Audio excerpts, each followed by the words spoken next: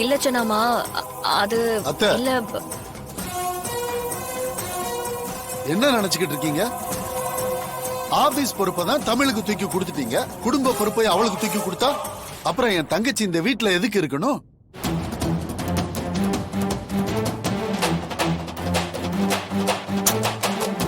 இத்தனை வருஷம் உங்க கூடவே இருந்திருக்கிறா.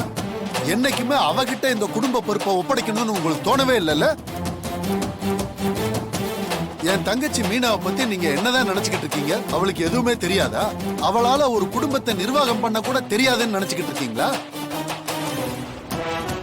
அத்தை, இதுக்கு நீங்க ஒண்ணு பண்ணிருக்கலாம். என் தங்கச்சிய ஒட்டுமொத்தமா வெளியே தள்ளி விட்டுருக்கலாம்.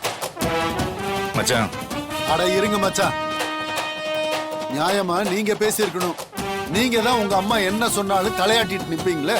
நான் அவளுடைய அண்ணன், என்னால இதெல்லாம் விட்டு கொடுத்துட்டு போக முடியாது மச்சான். உங்க தங்கச்சிக்கு ஒண்ணுன்னா நீங்க பேசுவீங்கல்ல, நானும் பேசுவேன்.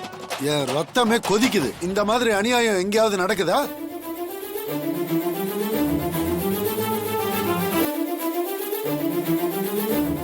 ஏமா, நீங்க வயசுல பெரியவங்க தானே.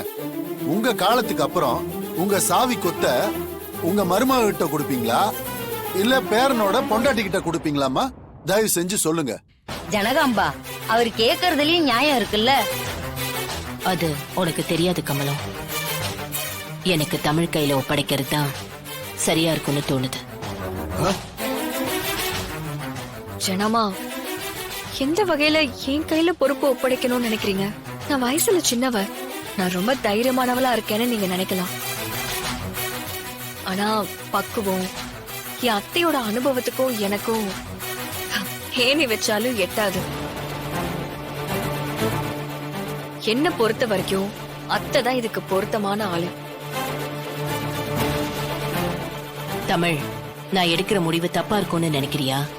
சாச்சா, அப்படி சொல்ல வரல ஜனாமா. நான் யதார்த்தத்தை சொல்ல வரேன்.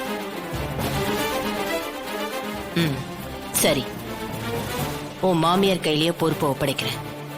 ஆனா அப்படி ஈஸியெல்லாம் ஒப்படைச்சிட மாட்டேன்.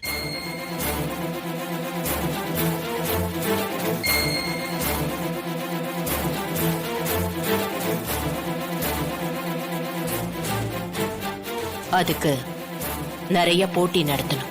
அதுல நீயும் உன் மாமியாரும் கலந்துக்கணும். நேர்மையா விளையாடுங்க. அதுல யாரு ஜெயிக்கிறாங்களோ அவங்க கையில தான் குடும்ப பொறுப்பை ஒப்படைப்பேன். என்ன தமிழ்?